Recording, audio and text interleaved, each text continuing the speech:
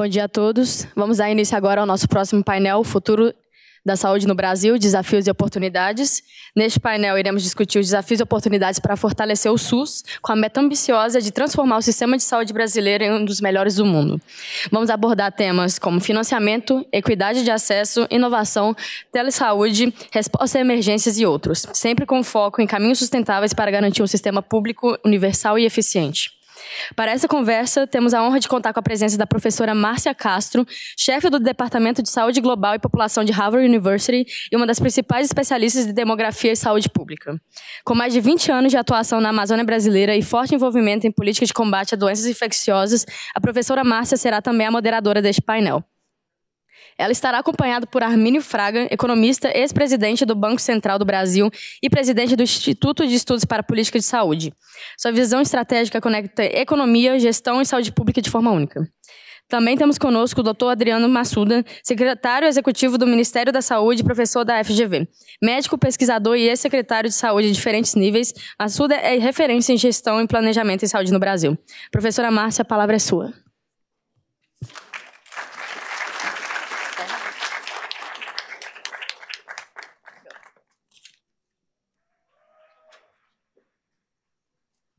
Doutor Armínio, doutor Adriano, professora Márcia.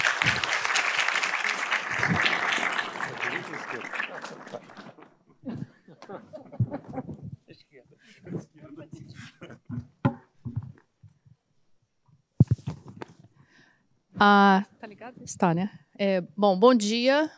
Antes de mais nada, eu queria agradecer a cada um de vocês que está nessa sala, porque a gente está competindo com o Supremo Tribunal, ali, o Gilmar Mendes. Então, quem está aqui realmente gosta da saúde, então, obrigada por estarem aqui.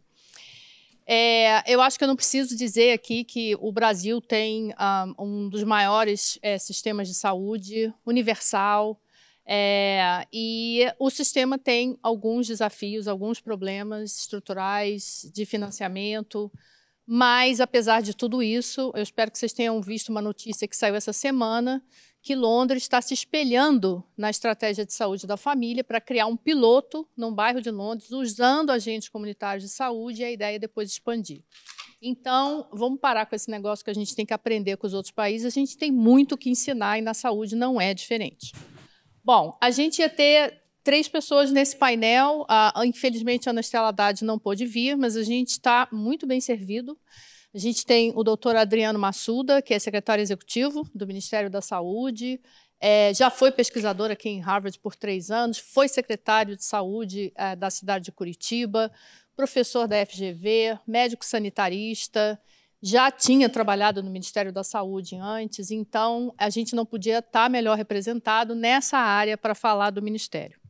E para discutir um pouco a parte financeira, o debate público-privado, a gente tem o doutor Armínio Fraga, que foi presidente do Banco Central do Brasil e que é o presidente do Conselho do Instituto de Estudos de Saúde, como é que é? Instituto Política de Saúde, eu sou do Conselho, não sei, foi péssimo isso, né? Mas, enfim, que foi, assim, absolutamente fantástico a gente ter um economista se voltando para a saúde no Brasil. Acho que muitos se voltam para a educação e o IEPS tem feito muita coisa importante na área de saúde com essa ideia voltada para realmente melhorar a política de saúde. Então, obrigado por você ter entrado nessa área, porque acho que acrescentou muito ao debate, principalmente o debate financeiro. Bom, a gente vai fazer um bate-volta aqui de perguntas e a gente vai deixar 10 minutos no final para as perguntas de vocês, que eu vou receber aqui no celular, então podem já ir pensando e eu vou pegar as perguntas e passar adiante. Eu vou começar com uma pergunta para os dois, tá? A mesma pergunta para os dois. E a pergunta é o seguinte, eu queria que vocês refletissem um pouco, na visão de vocês, qual é um dos maiores legados do SUS que a população ignora, que passa despercebido. Eu vou começar com você, Armínio. Tá. Puxa, obrigado, Márcia, Adriano, obrigado por tudo que você tem feito no que é, de fato, uma vocação, né? Uma coisa muito bonita e importante. Olha, o SUS foi vítima durante muito tempo, de uma total falta de conhecimento do que se faz, ou quase total. E, infelizmente, foi necessário a pandemia trágica para colocar um farol em cima do SUS e entender o que o SUS já vinha fazendo, com poucos recursos, muito poucos recursos. E eu penso, então, que a essa altura, uma vez que se entendeu o que era a construção de um modelo universal, gratuito, começando pela saúde básica, com uma base sólida nessa área, aí as atenções vêm se voltando para muito mais no que diz respeito à saúde, né? Então, vocês sabem, na saúde básica existe uma cobertura que tem por objetivo saber e acompanhar a vida de todo mundo no Brasil. Essa é a ideia. Nem sempre é fácil, tem alguns que estão em lugares ermos, mais distantes, tudo mais, mas a ideia geral é essa. O SUS vem caminhando nessa direção de realmente universalizar, e agora a demanda é para ir além, né? Então, eu penso que é uma demanda saudável. Ainda no Brasil, a realidade é que a maioria das pessoas sonha com um plano de saúde. Então, isso é um recado para as nossas lideranças políticas, de que é preciso fazer mais. A Márcia mencionou o sistema inglês. O sistema brasileiro foi desenhado para ser parecido com o sistema inglês, o Sistema Nacional de Saúde inglês, que hoje vive um momento difícil. E o que é interessante notar, falando um pouco do lado econômico, que é o meu olhar mais natural, se a gente fizer a conta de quanto que se gasta no Reino Unido por pessoa com saúde, nós vamos ver rapidamente, fazendo a comparação, inclusive técnica, porque eu não preciso entrar em detalhe, de comparação econômica, que o sistema inglês gasta 6 vezes mais do que o sistema brasileiro per capita. E eles estão em crise. Tá? Então, é uma área assim, incrível para se trabalhar. Eu vejo hoje o reconhecimento comprovado por estatísticas da maior importância, algumas são bem conhecidas, mortalidade infantil, vacinação. Olha só que beleza, nós tínhamos um presidente que era contra a vacinação, o povo foi e se vacinou assim mesmo. E algumas que talvez, eu imagino que talvez a maioria não saiba, mas eu acho que as estatísticas de tabagismo no Brasil provavelmente são as melhores do mundo. Caiu muito e muito rápido. Então, muita coisa tem sido feita, muita coisa precisa ser feita, e eu acho que nós estamos no caminho certo, mas há um obstáculo grande no que diz respeito às prioridades do nosso Estado. Mas eu já estou falando demais, depois a gente continua. Bom dia. Bom dia, Márcia. Bom dia, Armínio. Uma honra estar aqui com vocês nessa mesa. Trago aqui um abraço do ministro Alexandre Padilha, que voltou ao Ministério da Saúde. Eu estava no Ministério da Saúde antes do ministro Padilha assumir, com a ministra Anísia. Depois de 70 anos, o Brasil teve pela primeira vez uma mulher à frente do Ministério da Saúde. A ministra Anísia deixou um legado extremamente importante de reconstrução do Ministério da Saúde após a devastação que aconteceu. É a terceira vez que eu estou no Ministério da Saúde e posso falar para vocês que é mais difícil. Estou vendo a Helena Nader aqui, em nome da Helena, queria cumprimentar todos que estão na plateia e nos assistindo, porque, de fato, construir demora tempo. A implantação de políticas como Programa Nacional de Imunização, Estratégia de Saúde da Família, Programa Nacional de Transplantes, foram anos de construção, de experiências, e a desconstrução ela tem um efeito devastador e muito rápido. Fui secretário de Saúde em Curitiba, 2013 a 2015, vacina não passava pela minha mesa, porque isso não era um problema. A gente sabia fazer, fazia no automático. As campanhas vinham, o Ministério da Saúde passava vacina. Voltou a ser um problema. A gente, uma combinação de medidas drásticas de austeridade fiscal junto com a desconstrução de programas e políticas tiveram um custo altíssimo de vidas, de retorno de doenças, né, que antes estavam... Então, acho que esse é um primeiro registro importante de colocar, que acho que a gente tem um desafio aqui de reconstruir essa tradição da saúde pública e recuperar as coberturas vacinais, mas ir além, onde o SUS não conseguiu ainda ter resultados que a gente precisa ter para ser, de fato, reconhecido pelo conjunto da população brasileira. E aqui eu respondo a pergunta, a excelente pergunta da Márcia, qual que é o legado do SUS que a população não reconheceu, não reconhece, enfim. E aí eu acho que essa pergunta merece ser encarada, de que população do Brasil a gente está falando. Curitiba, ou mesmo no Ministério, a gente tem as pesquisas de avaliação da população sobre o SUS, e você tem diferentes análises de quem usa o SUS, né, com avaliações extremamente positivas, quem tem acesso a consultas, exames. O SUS cresceu assim de maneira extraordinária. A gente é, de fato, exemplo para o resto do mundo em políticas como, né, o saúde da família, imunização, mas em algumas áreas de especialidade. Então, quem usa o sistema de saúde tem boa avaliação. Mas quem não usa diretamente os serviços, seja que tem plano privado, seja qualquer outro motivo, tem uma avaliação majoritariamente negativa. Isso começou a mudar depois da pandemia, né, em que o conjunto da população brasileira identificou a necessidade de ter um sistema de saúde que, além de universal, é integral. Poucos países no mundo têm essa combinação, né, de ofertar universalidade com integralidade. A gente vai da vacina ao transplante, a gente vai no medicamento básico para hipertensão, diabetes, aos OGEUSMA, aos medicamentos de altíssimo custo. Acabamos de incorporar um medicamento que custa 7 milhões de reais o tratamento. Então, aí, organizar um sistema de saúde com essa amplitude num país extremamente desigual como é o Brasil é um enorme desafio. Então, o que é que talvez, né, a população não reconheça como principal legado, que eu acho que o SUS hoje é o principal instrumento de luta contra as desigualdades no nosso país. É o espaço onde a gente consegue, e é isso que nos apaixona, Armínio, né?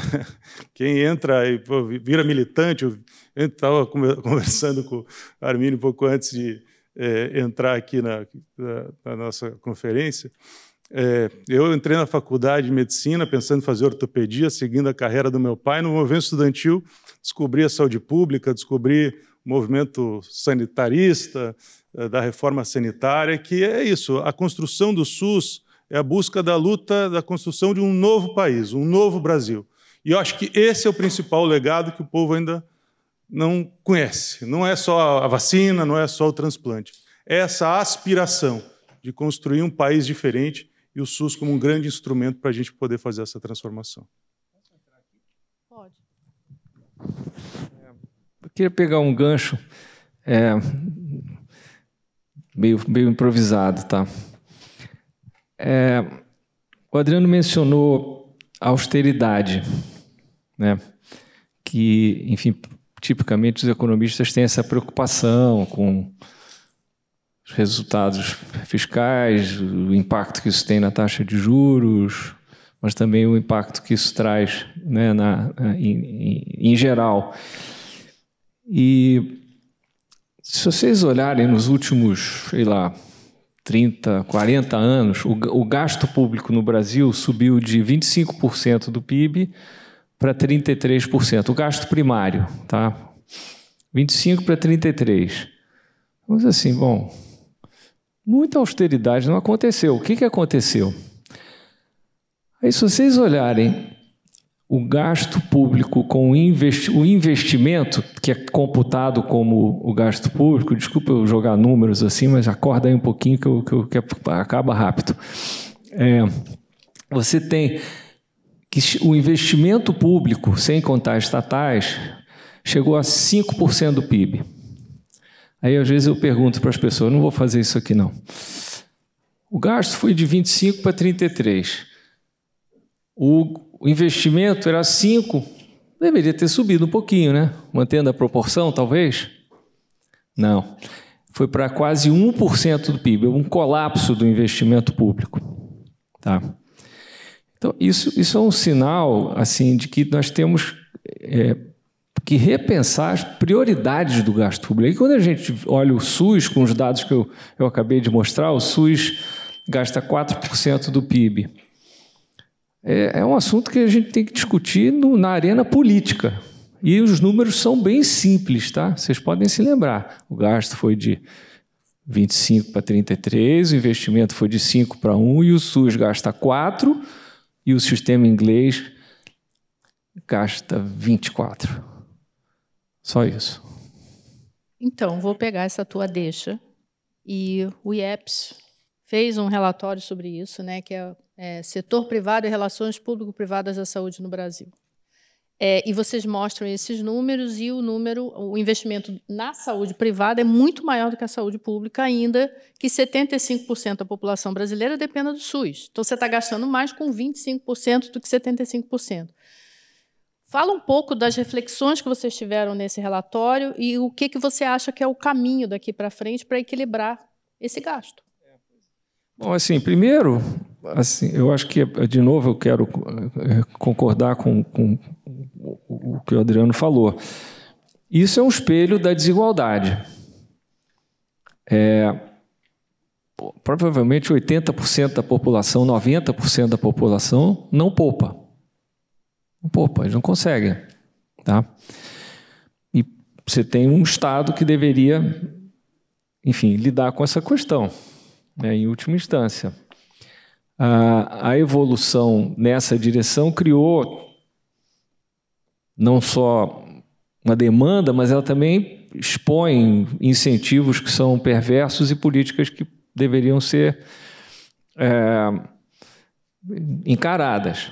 Tá? Então, de incentivo perverso, o sistema brasileiro é um sistema onde os subsídios vão para os mais ricos. Tá? Exatamente isso que eu estou falando. Tá? Então, nós estamos falando aqui de deduções de imposto de renda, tanto na pessoa física quanto na pessoa jurídica, e muito mais. Depois você tem uma outra face da desigualdade que é diretamente, vamos dizer, espelhada no SUS e, sobretudo, no caso, na atenção básica. E qual é essa? Mas vale também para a saúde secundária e terciária. A regra de gasto para os municípios e para os estados diz o seguinte: vocês, cada um, tem que gastar X% das suas receitas em saúde. Então, acho que para os municípios, acho que é 17%, se não me falha a memória. E 17%. Acontece o seguinte, agora eu vou dar um exemplo carioca, tá? Eu moro no Rio de Janeiro, nossa cidade vizinha querida Niterói, e ao lado de Niterói, São Gonçalo. Quem já ouviu falar de São Gonçalo? Isso, beleza. Tem 1 milhão de pessoas lá, então não é um municípiozinho, 1 milhão. O gasto per capita em saúde básica em São Gonçalo é 1/3 do gasto per capita de Niterói. Então, é um espelho perfeito. Se vocês olharem no site do IEPS, me permitam, IEPS, não é SP de São Paulo, é PS de Política de Saúde. .org.br, tem lá um sistema onde vocês podem escolher qualquer cidade, vocês vão ver para essa cidade um monte de indicadores, não muitos, mas ali um suficiente, os mais importantes sobre cada município. Eu olhei lá e vi isso. É um problema, uma encrenca danada. O que a gente vai fazer? Isso é um assunto que tem a ver com o Pacto Federativo do Brasil. Então, assim, é um desafio enorme, passa pelas pessoas entenderem o que está acontecendo, por que as coisas são desse jeito e não de outro, para que a gente tenha alguma chance de ir aos poucos, enfim, resolvendo essa situação, ou pelo menos melhorando. Ok. Vou voltar para você agora. A gente teve uma pandemia, seca, enchente, os rios da Amazônia secaram, várias emergências. A gente tem a ameaça de um novo patógeno surgir ou reemergir, e a gente tem o que eu acho que são emergências que estão se desenvolvendo aos poucos, que aqui a gente chama de slow burning crisis. Você tem o envelhecimento da população, que se você não tiver políticas para uma velhice saudável, você vai ter um custo enorme para o sistema de saúde, que eu não tenho ideia quem vai pagar essa conta. E você tem o que eu também acho que é uma epidemia de sobrepeso e obesidade, que isso vai gerar pressão alta, diabetes, doença cardiovascular, redução de mobilidade, por aí vai. Fala um pouco para a gente como, considerando esse processo de reconstrução que você falou na tua primeira fala, como as coisas estão difíceis, como que a gente vai montar um programa que seja um programa de verdade, que não é só para responder de forma reativa, mas é para planejar, prevenir, mitigar e, portanto, você tem ações ativas para você realmente reduzir os problemas que surgem numa emergência? Acho que esse desafio está colocado para o Brasil e para o mundo, né? E não é à toa que o tema do fortalecimento do sistema de saúde deixou de ser uma agenda da saúde, virou uma agenda estratégica, uma agenda da economia. O G20 sempre tem pautado a estruturação do sistema de saúde como algo fundamental para enfrentar esse cardápio extremamente desafiador, e a gente viu o impacto que teve na recente pandemia. Recomendo aí que todos ouçam o podcast da entrevista da Márcia para a Branca Viana, que fala um pouco, né, dessa coisa do que foi a pandemia e um processo tão traumático que gera um certo apagamento, né, um esquecimento. Parece que há 5 anos atrás a gente estava tudo enclausurado, e, enfim, e 700 mil pessoas morreram no Brasil. A gente, né, deixou de falar isso como um tema que precisa ser lembrado para a gente não repetir os mesmos erros. Porque se não fala, repete, né? Veja aqui, né, nos Estados Unidos. Então, acho que essa dimensão, né, de fortalecer o sistema de saúde, acho que é central. E aí no Brasil a gente tem a vantagem de ter o SUS e reconhecer os avanços, mas também os desafios estruturais que estão colocados em implementar um sistema de saúde universal, integral, num país como o Brasil. O SUS é um dos sistemas de saúde mais descentralizados do mundo. Poucos países descentralizaram a gestão do sistema por nível municipal, como o Brasil fez. Isso gera inequidades enormes, né? O Armínio deu o exemplo do Rio de Janeiro, né? A capital, né, junto com uma cidade da região metropolitana, pobre, populosa, né? E se a gente for pegar isso, essa desigualdade se reproduz em todos os estados, mas ainda mais quando a gente compara, né, com a região norte, principalmente. E ali a gente sabe que tem emergência de novas doenças, precisam ser, né, preparadas. Então, além do tema do subfinanciamento, em que em algum momento virou desfinanciamento e piora na capacidade de alocação dos recursos que estão disponíveis, quando a gente olha, né, o impacto que as emendas parlamentares estão fazendo sobre o orçamento da saúde e como é que esse recurso é direcionado, nem sempre para as áreas que a gente precisa fazer o investimento necessário. Então, você pode, né, não ter... Quando olha o número frio, você não vê o impacto da austeridade, mas você vê, né, quando tem a alocação, como é que está a alocação do recurso e ao que é que esse recurso se destina, né, um processo de desfinanciamento importante de programas e políticas públicas que, combinado com essa governança descentralizada, produz uma inequidade muito grande. E essa é uma dificuldade, de fato, de preparar o país para a emergência de saúde pública, de preparar o país para doenças cada vez mais prevalentes, como, por exemplo, o câncer. Você não organiza o câncer de base municipal, você tem que organizar a rede de atenção ao câncer nos estados e interestados, né? Então tem um desafio e que isso a gente está enfrentando no Ministério da Saúde. Não estou aqui só para apontar os problemas, porque estamos no governo, tem que apontar as soluções também, né?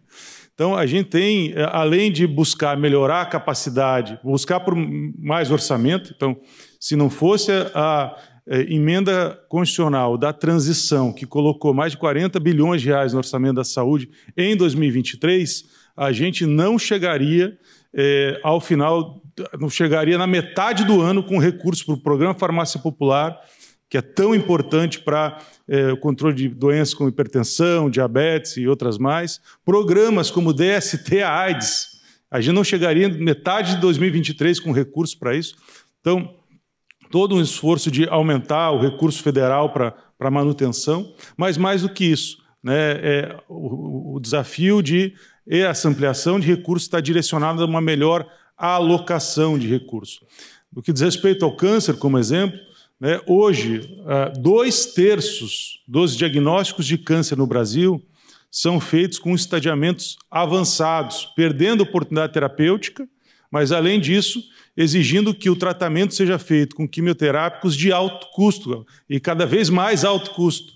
Então, esse desenho, acho que, Márcia, de a gente pensar, né, um sistema de saúde estruturado, começando pela, não é nem pela atenção primária, mas pelos sistemas de vigilância, em que a gente possa identificar problemas e traçar estratégias, financiar programas de prevenção de doenças. Hoje a gente tem no mundo oportunidade de trabalhar com vigilância genômica, de trabalhar com inteligência artificial, preparando o país para enfrentar essas situações, mas não adianta só você ter o diagnóstico e não ter capacidade de intervir. E para a intervenção a gente precisa de uma ação mais articulada, e isso é um debate federativo, de uma melhor articulação, de uma melhor cooperação. E aí acho que isso também é um retorno, né? O SUS tem uma tradição de ter uma relação interfederativa, cooperativa.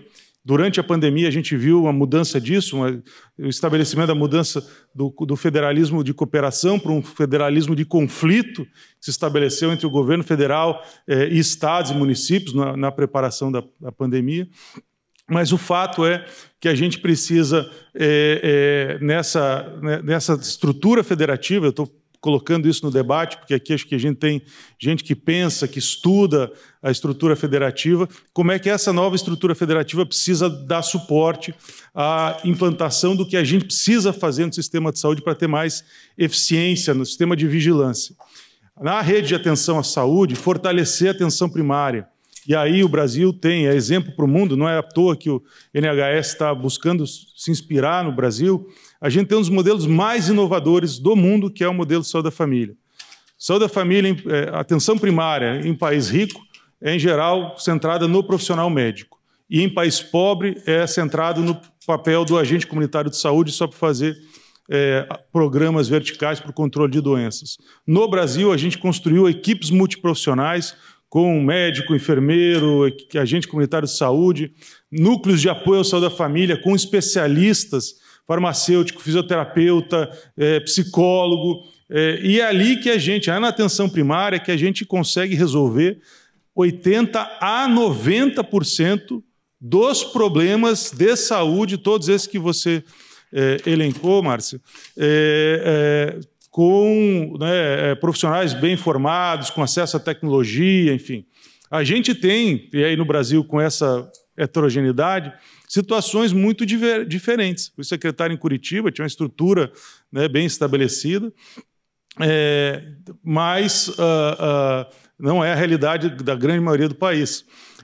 E na atenção especializada, voltando à atenção ao câncer, a estruturação de redes de atenção de maneira em que a população que acessa o sistema de saúde possa ter acesso ao conjunto de tecnologias, consulta, exame e retorno no tempo adequado para poder fazer o seu tratamento. Então, tudo isso diz respeito a uma melhor governança do SUS e, dialogando com a fala do Armínio, a gente não pode mais pensar o Brasil com dois sistemas que funcionam em paralelo.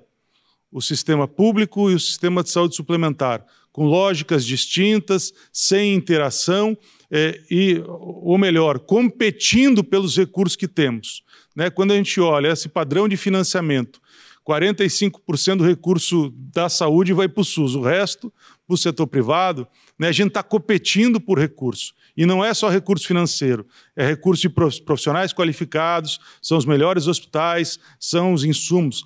O grande desafio que está colocado, e eu acho que essa, né, vem uma demanda do presidente Lula e do ministro Padilha, é da gente aprimorar os mecanismos de cooperação, de relação público-privado, tendo como diretriz o interesse público de garantir, né, um sistema de saúde mais forte, mais resolutivo, mais preparado para lidar com todos esses desafios que a professora Márcia colocou.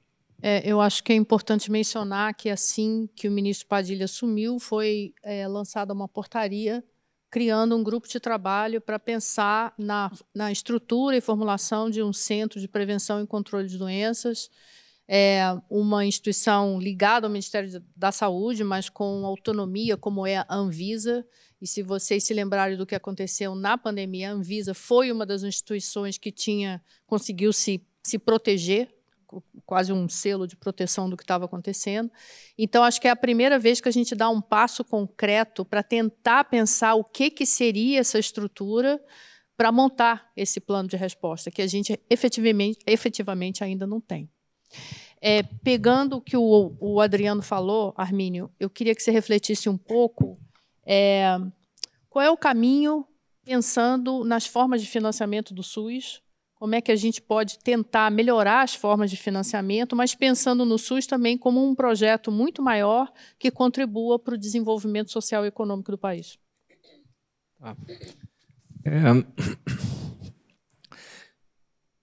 Seguindo um pouco o que eu já coloquei aqui, tem alguns números que são grandes e que poderiam fazer a diferença. Quer dizer, eu estou falando aqui em paralelo, mas olhando por um canto do olho de economista, mais ou menos a mesma coisa que o Adriano está falando, mas o lado do economista aponta para algumas distorções muito grandes. Então, que algumas já apontei aqui hoje. A pergunta é o que dá para fazer, né? E eu acho importante ouvir, acho que o Adriano colocou a coisa de uma maneira muito equilibrada, porque existe essa situação que, a meu ver, ela não só reflete, mas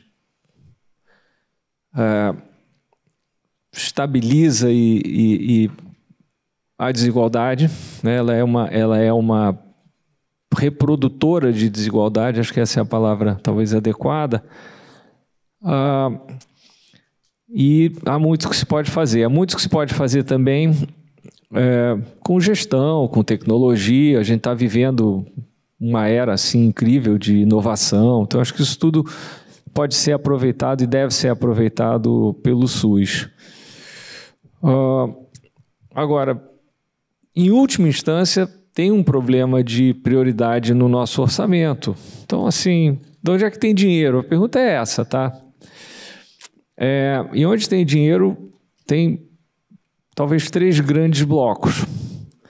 O primeiro é no mundo dos chamados gastos tributários. Aí eu estou falando disso, de vários tipos de subsídios que vão da Zona Franca de Manaus até os sistemas especiais de imposto de renda, para quem acompanha o Simples, o lucro presumido, que, em última instância, são imensos subsídios para os mais ricos. Então, você pega um advogado que ganha $1 milhão por ano, tá? Que é o teto do Simples. Vai pagar 5% sobre a sua receita, mas, em geral, os custos da atuação nesse setor são baixos. Então, a taxa de imposto que na prática é paga por pessoas que estão ganhando entre até $1 milhão por ano, pode ficar em torno de 10%. Obviamente é um absurdo. Tem vários outros. São 7% do PIB. Isso era, há 25 anos atrás, sei lá, no fim do governo Fernando Henrique Cardoso, que era 2% do PIB, agora é 7%. 7% do PIB. Isso é um absurdo e precisa ser refeito. Alguma coisa está entrando em discussão tardiamente, mas, enfim, antes tarde do que nunca. Esse é o ponto número 1. 2, falando aqui um pouco de demografia, com a grande autoridade aqui,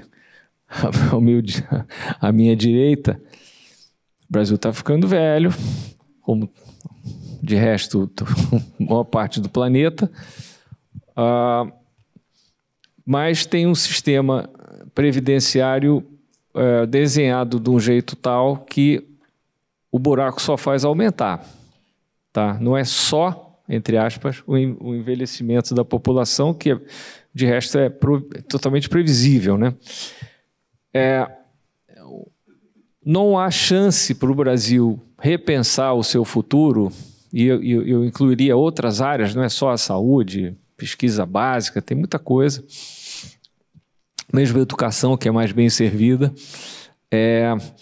Aí não há como não pensar também em uma nova reforma da Previdência, porque vai liberar muito recurso, e o que não liberar, pelo menos deixa de aumentar, que não é pouco. Tá? E eu acho que tem espaço também numa reforma geral do Estado, que não tem nada a ver com isso, isso que está acontecendo aqui nos Estados Unidos. É uma área onde o Brasil também mostra algo que é quase que líder, entre aspas, no mundo. 80% do gasto primário no Brasil vai para a Previdência, que eu já citei, e folha de pagamentos.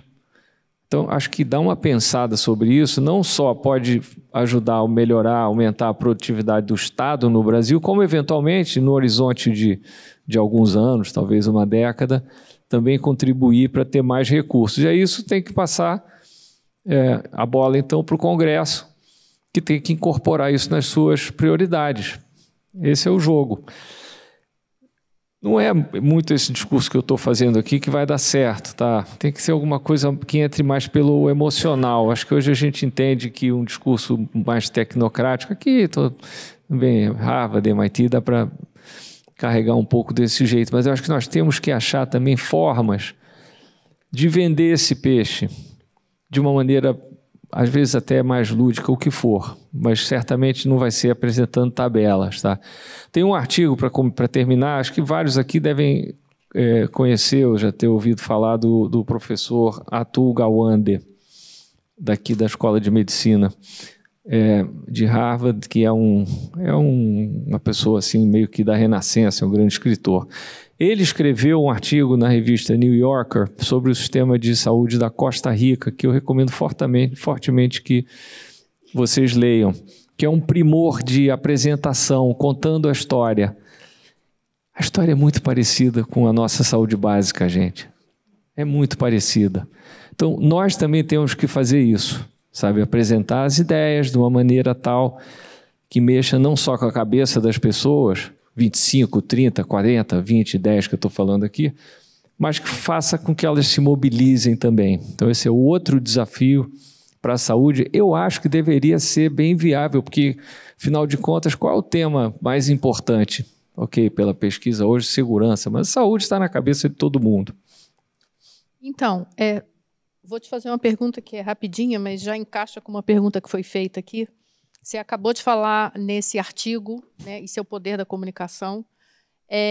O que o IEP está fazendo para tentar melhorar essa comunicação, para as pessoas entenderem o que é o SUS, a importância do SUS e ajudar a evitar o negacionismo da ciência?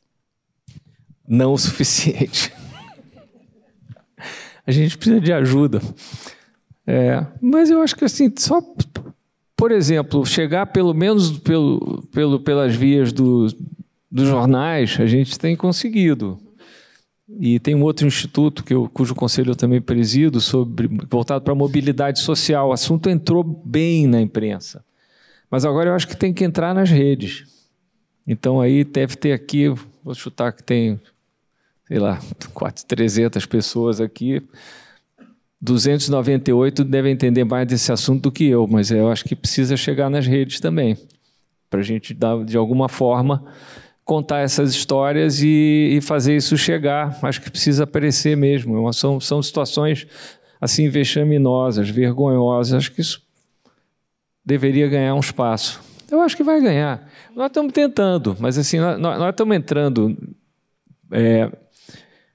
numa área que eu acho que conecta a prática da política pública com ciência, com olhar dados, fazer a coisa com muito capricho. Eu não acho que seja o nosso forte encarar esse desafio. A gente precisa de ajuda. Adriano, vamos falar um pouquinho de dados e tecnologia. Acho que tecnologia já apareceu aqui um pouco. Eu geralmente gosto de dizer que o Brasil é rico em dado e pobre em informação, porque ninguém coleta dado como o Brasil coleta. O dado é bom, pode ser usado, mas ele não está sendo usado para a formulação da política, para a antecipação de problemas. Então, esse é um ponto. Eu acho que a Ana Estela, que deveria estar aqui, não pôde vir, mas ela tem todo um esforço de você começar a linkar esses dados para realmente ajudar na tomada de decisão. E tem toda a expansão do telecuidado, né? Mas pensando também que, por exemplo, se você vê o que aconteceu na Amazônia no passado, mesmo com telecuidado, tem áreas que você não conseguia chegar lá.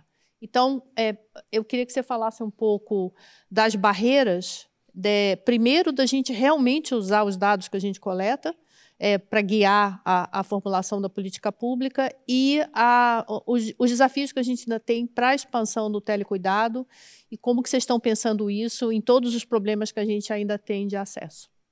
Ótimo, Márcia. Acho que essa pergunta já é um convite para fazer um convite a todos os pesquisadores, alunos que estão aí para estudar o nosso sistema de saúde, utilizando os dados que estão disponíveis, né? E aí acho que essa é um fato, né? O Brasil é um dos sistemas de saúde, pela história de como é que a gente construiu a nossa reforma sanitária, é um dos países, é um dos sistemas de saúde mais democráticos do mundo. Poucos países têm instâncias como conselhos municipal, estadual, nacional de saúde, que o gestor tem que ir a cada 4 meses apresentar o relatório quadrimestral de gestão, apresentar os dados, onde está gastando, o que deixou de fazer, enfim. Tinha que fazer isso na Câmara Municipal de Curitiba também, enfim. Então, e essa participação, essa publicização do dado, né, é algo que poucos países também fazem. Quanto cada município gasta, tem os dados do CIOPS, né, o Sistema de Informação do Orçamento Público em Saúde, quanto Estado, quanto o Governo Federal, aonde aloca, como é que está alocando. Mas, de fato, esses dados são muito pouco utilizados. E aí, Armínio, queria dizer assim que eu acho que o que você está fazendo, né, e o IEPS é uma das grandes novidades que a gente tem no Brasil, de ter um grupo de economistas altamente qualificado e altamente comprometido com o Brasil, de passar a usar esses dados para fazer análise e pesquisa.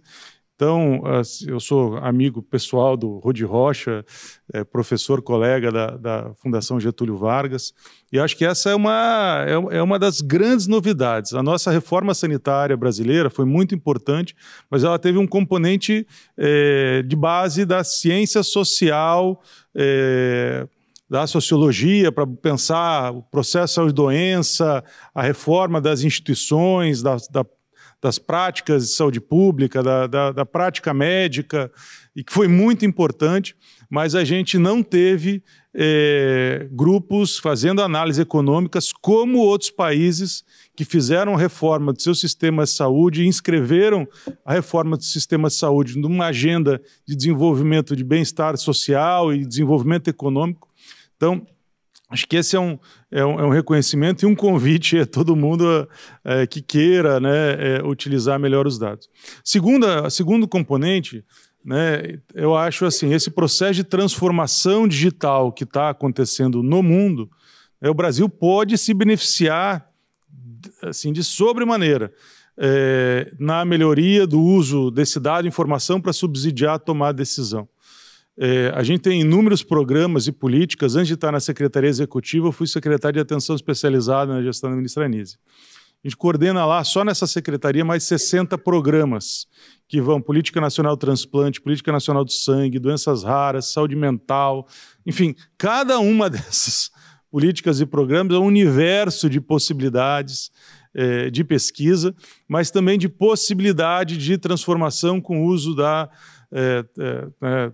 transformação digital, seja para uso de dados, inteligência artificial, seja para conexão dos profissionais de saúde entre eles e discutirem caso, e dos profissionais de saúde com os usuários do sistema de saúde para permitir fazer consulta, teleconsultoria, enfim. Então, aqui eu vejo assim, a inovação que foi feita nessa gestão, terceiro governo do presidente Lula, foi a criação de uma Secretaria de Informação e Saúde Digital, liderada pela secretária Ana Estela Haddad, que tem feito todo um trabalho de organização dos dados, estrutura de monitoramento e indução para que estados e municípios usem mais telesaúde, teleconsulta, enfim.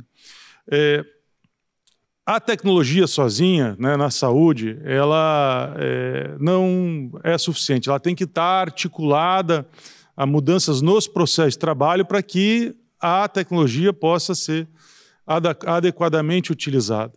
Então, esse é um aspecto que diz respeito também a um pouco, dialogando com a pergunta anterior do Armínio, onde é que a gente pode buscar mais recursos, ampliar a fonte de recursos, mas com a tecnologia e mudanças dos processos de trabalho, a gente pode utilizar melhor esse recurso, uma melhor capacidade de alocação dos recursos nas áreas de fato que o sistema de saúde precisa.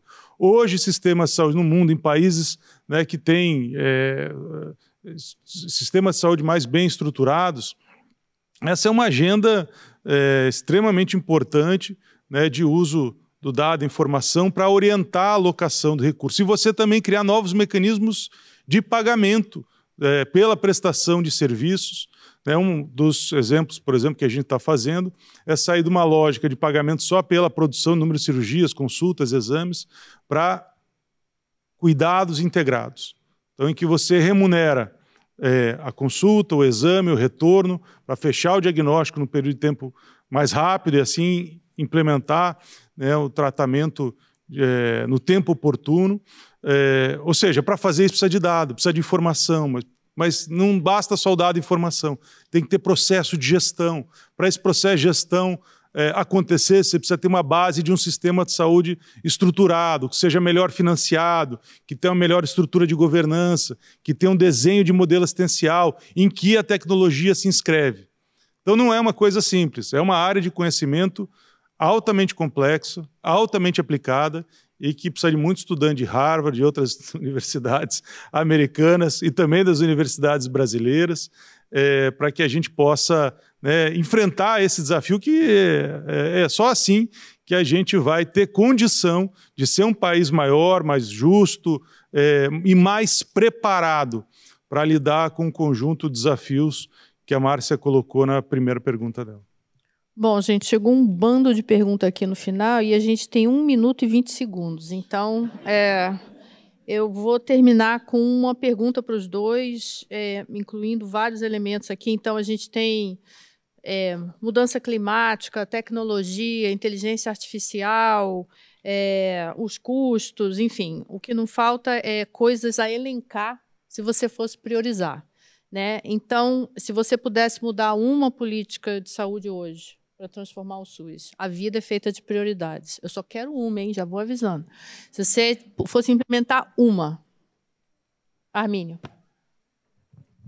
Eu acho que essa que foi anunciada agora é muito boa. Tomara que ela evolua, de ter um equivalente ao CDC aqui nos Estados Unidos. Adriano. Uma, hein, Adriano? Não é 10, não. Difícil fazer síntese, né? Mas eu vou colocar a prioridade que foi estabelecida pelo presidente Lula para o Ministério da Saúde, que é reduzir o tempo de espera da população para ter acesso a consultas, exames, fechar diagnóstico e iniciar tratamento. Se a gente não fizer isso, a gente vai estar gastando recurso. O povo usa consulta, usa exame de maneira fora do tempo adequado. Para isso, a gente precisa ter um sistema de saúde mais forte, melhor governado, melhor estruturado, melhor financiado. Então, a redução do tempo de espera é a meta, né, que a gente estabeleceu e espera, até o final do governo do presidente Lula, ter o melhor resultado na área do câncer, em que as pessoas possam ter o diagnóstico no tempo certo. Isso significa ter mais tempo para as pessoas, e aí dialogando um pouco, não basta só colocar o número da tabela, como o Armínio colocou. Qual é a mensagem? A mensagem é, a gente quer melhorar isso para que as pessoas não morram de câncer, possam ter oportunidade de viver melhor, e você não perder o seu ente querido, o seu filho, por uma doença que pode ser diagnosticada e tratada no tempo certo.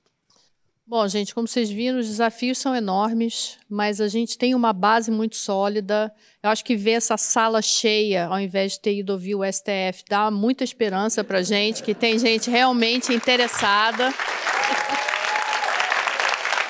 Então, eles deram duas prioridades, mas eu acho que cada um de nós que está aqui tem uma missão, que é realmente trazer essa comunicação, tornar as coisas mais claras. A gente tenta, mas ainda tem um longo caminho. Trabalhar com esses dados. O Brasil tem dado muito bom. Toda vez que alguém diz assim, o dado é ruim. Bom, a gente só vai melhorar o dado se usar. Né? Então, tem muita coisa a ser feita, tem uma agenda muito grande. Então, quem é aluno, quem já é pós-doc, quem já está envolvido na área da saúde, a agenda é enorme. E bora lá defender o SUS, bora lá melhorar. E você, meu querido, boa sorte no seu trabalho. Tamo junto. E Armínio, continue para a gente continuar tendo esses dados e essas análises. Isso, um rápido comentário. Quando eu me aproximei desse mundo... vindo, minha família são médicos, avô, tio, pai, todo mundo. Eu entrei assim, ouvindo de fora, assim, tem um debate aí. Alguns acham que precisa gestão, outros acham que precisa de dinheiro. A minha conclusão rápida, 1 minuto do primeiro tempo, os dois têm razão. É isso.